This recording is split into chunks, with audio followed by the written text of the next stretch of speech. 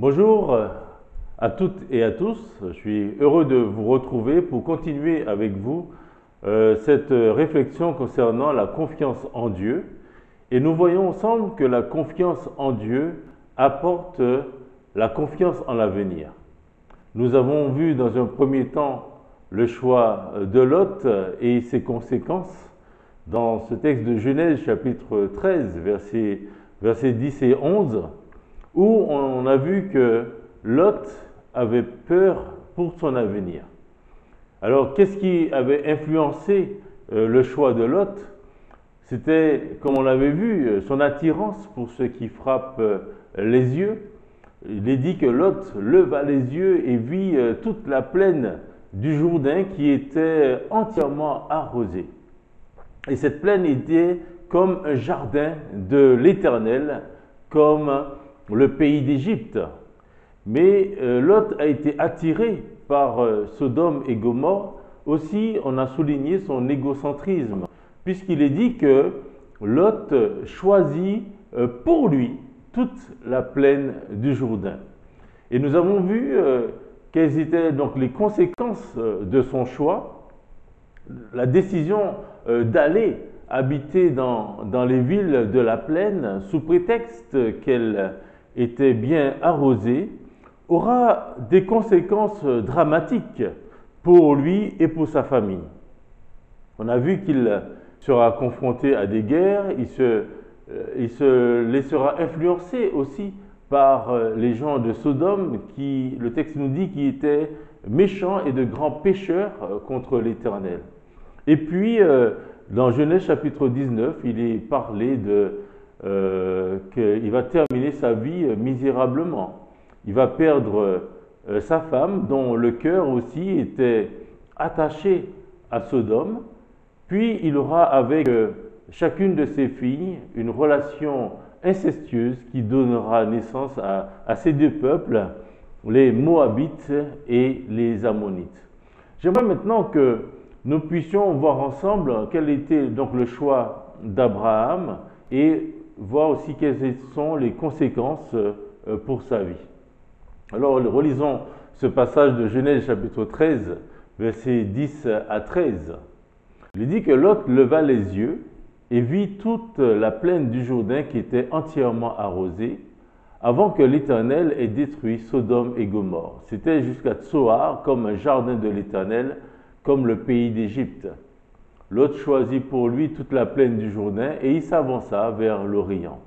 C'est ainsi qu'ils se séparèrent l'un de l'autre. Abraham habita dans le pays de Canaan et Lot habita dans les villes de la plaine et dressa ses tentes jusqu'à Sodome. Les gens de Sodome étaient méchants et de grands pécheurs contre l'Éternel. Alors, comme nous avons vu le choix de Lot, voyons maintenant le choix d'Abraham. Abraham, lui, il a fait le choix de continuer à faire confiance en son Dieu pour son avenir immédiat. Et cette confiance se manifeste là encore de plusieurs manières. Il laisse le soin à son neveu Lot de choisir là où il voulait aller. Donc, il récupère le lieu le moins fertile, sachant qu'il y avait un risque aussi pour lui de perdre une bonne partie de ses richesses. L'autre chose que j'aimerais souligner, c'est qu'il a aussi confiance en la fidélité de Dieu. Il savait qu'il avait placé sa confiance en Dieu et que celui qui avait fait les promesses, qui lui avait fait les promesses, était fidèle. Et si Dieu a voulu qu'il quitte son pays, ce n'était certainement pas pour le laisser mourir. Donc Abraham avait confiance en la fidélité de Dieu. L'autre chose, il ne s'est pas inquiété pour son avenir immédiat, car il savait que Dieu pourvoirait à tous ses besoins. Il a fait donc ce que le Seigneur Jésus a dit à ses disciples dans ce texte de Matthieu 6, verset 25, voilà, de ne pas s'inquiéter de rien. Alors, Dieu, puisqu'Abraham a fait confiance à Dieu, il a laissé son neveu choisir le lieu où il voulait, croyant que Dieu allait prendre soin de lui. Dieu va encourager la foi d'Abraham en lui réaffirmant ses promesses, et c'est ce que nous lisons dans les versets 14 à 18. Alors il est dit que l'Éternel dit à Abraham, après que Lot se fut séparé de lui, lève les yeux et du lieu où tu es, regarde vers le nord et le midi, vers l'Orient et l'Occident. Car tout le pays que tu vois, je te le donne à toi et à ta postérité pour toujours.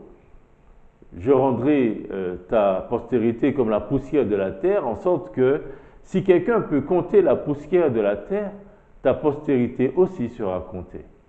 Lève-toi, parcours le pays dans sa longueur et dans sa largeur, car je te le donnerai.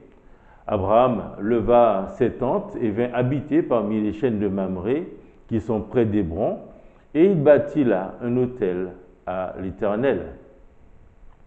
Abraham était certainement triste à cause de cette séparation. Et pour le consoler, Dieu lui-même va lui apporter une parole de consolation et va lui réaffirmer au verset 15 les promesses faites précédemment au chapitre 12, verset 7, quand il lui disait que lorsque l'Éternel lui apparut, il lui dit « Je donnerai ce pays à ta postérité ». Donc là, le Seigneur va lui réaffirmer ce qu'il lui avait déjà dit. Abraham avait besoin d'être encouragé, c'est pourquoi Dieu lui demande de lever les yeux du lieu où il est et de regarder autour de lui. Et tout ce qu'il voit sera à lui et à sa postérité, comme il est dit dans les versets 14 et 15. Mais aussi Dieu lui dit qu'il rendra sa postérité comme la poussière de la terre, au verset 16, alors qu'il a accepté de se séparer de son neveu qui était son seul héritier, n'ayant pas d'enfant. Mais Dieu lui dit que il va rendre sa postérité comme la poussière de la terre. Les promesses que Dieu fait à Abraham devaient s'accomplir dans le futur.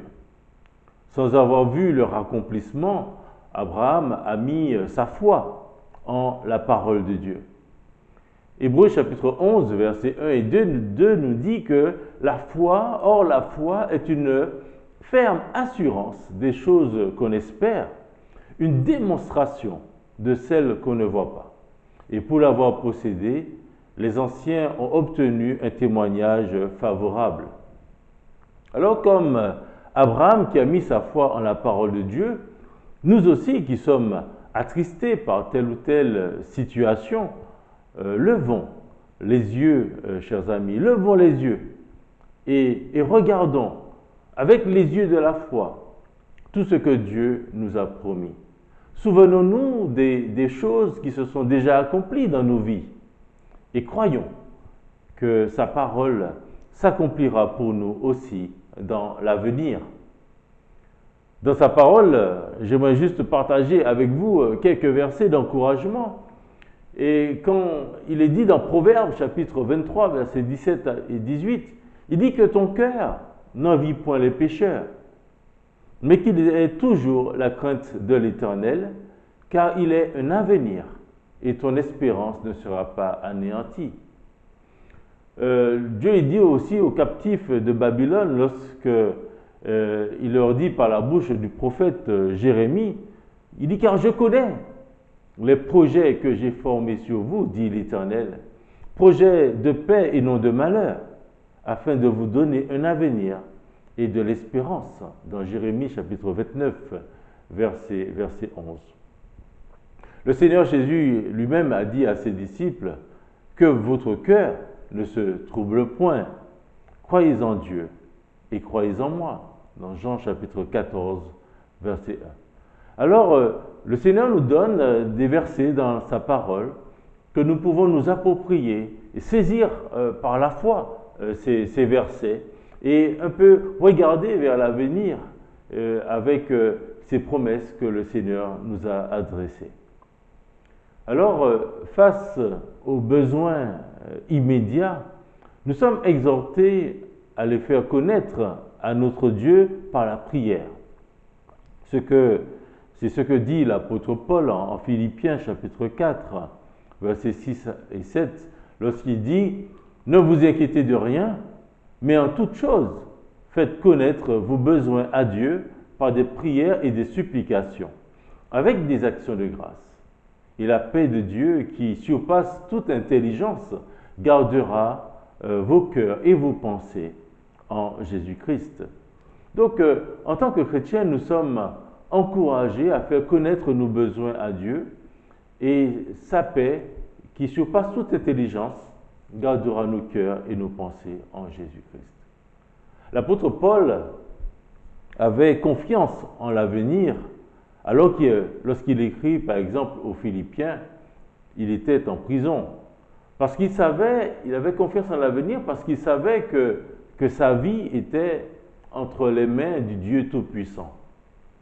Alors, j'aimerais lire ce passage où il parle de sa détresse, mais aussi de la manière que son Dieu a pourvu à ses besoins par le biais des chrétiens de Philippe.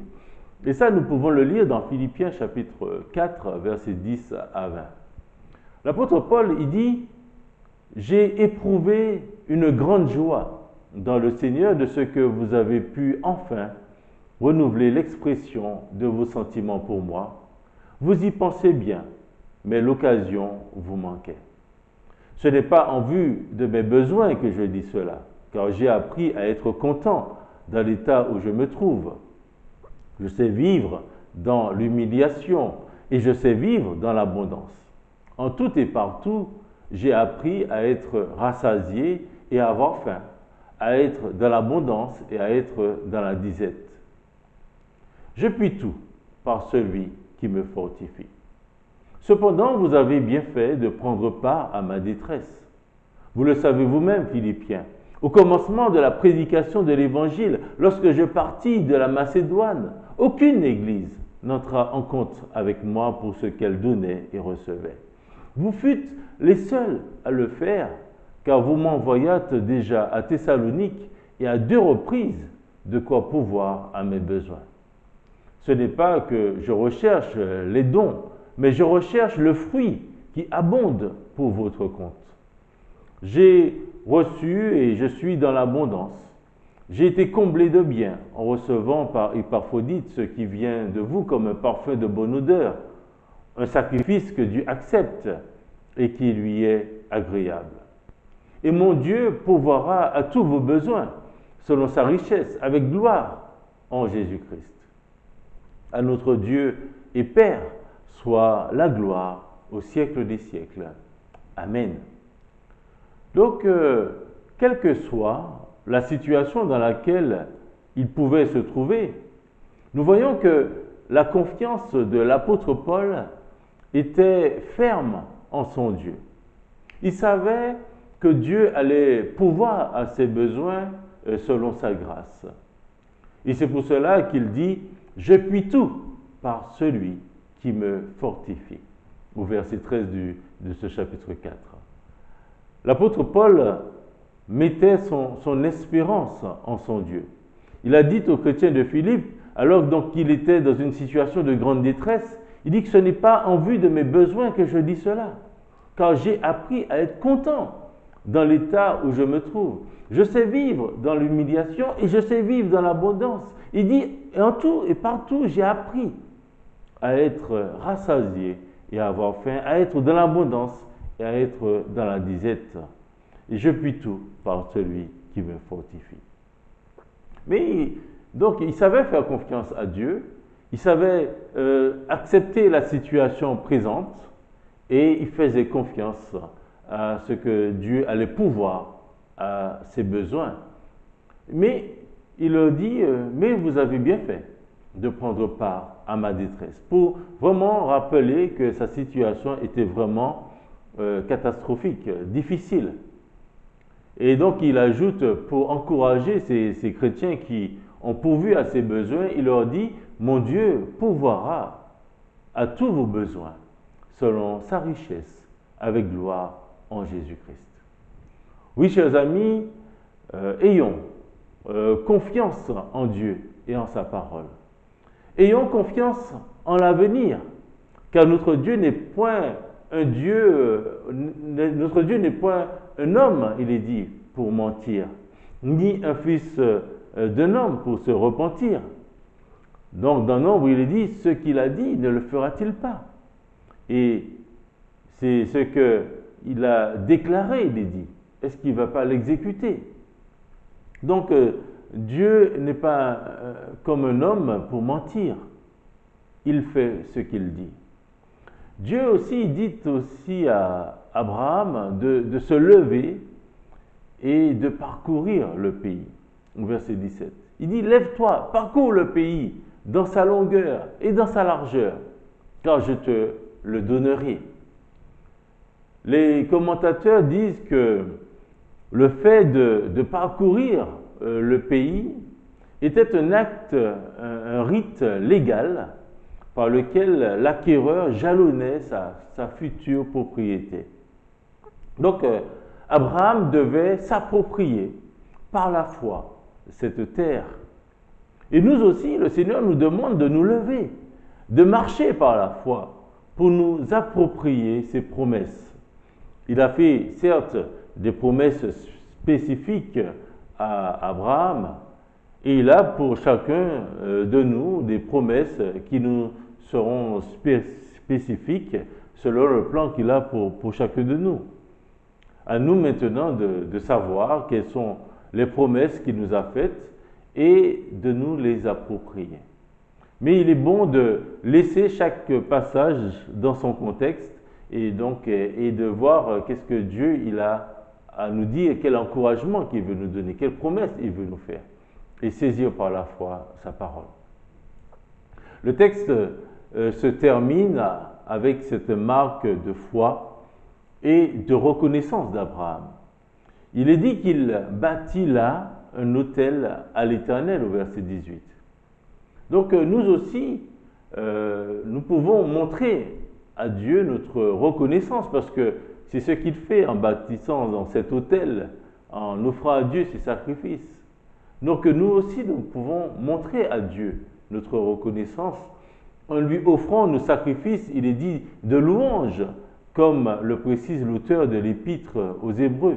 Il est dit, c'est pourquoi, recevant un royaume inébranlable, montrons notre reconnaissance en rendant à Dieu un culte qui lui soit agréable avec piété et avec crainte. Après, il est ajouté, car notre Dieu est aussi un feu dévorant. Dans Hébreux chapitre 12, versets 28 et 29 qu'on trouve cela. Il ajoute au chapitre 13, verset 15, par lui offrons sans cesse à Dieu un sacrifice de louange, c'est-à-dire le fruit de lèvres qui confesse son nom. Donc Abraham avait confiance en Dieu, il avait foi en la fidélité de Dieu, et le Seigneur lui a fait des promesses, et il s'est approprié aussi ces promesses. Le Seigneur l'a encouragé. Et donc, n'oublions pas que nous avons en nous, nous qui avons mis notre foi en Jésus-Christ, nous avons en nous son esprit. Et l'apôtre Paul dit dans Éphésiens, « Or, à celui qui peut faire par la puissance qui agit en nous, infiniment, au-delà de tout ce que nous demandons ou pensons, à lui soit la gloire dans l'Église et en Jésus-Christ, dans toutes les générations, au siècle des siècles. Amen. » Donc, comme Abraham, faisons confiance à Dieu, ayons confiance en l'avenir, parce que notre Dieu est un Dieu fidèle. Ce n'est pas un homme qui ment, il est un Dieu sur qui on peut compter. Il pourvoira à tous nos besoins, il pourvoira à tous vos besoins, selon sa richesse, avec gloire en Jésus-Christ. Que le Seigneur vous bénisse et je vous dis à bientôt.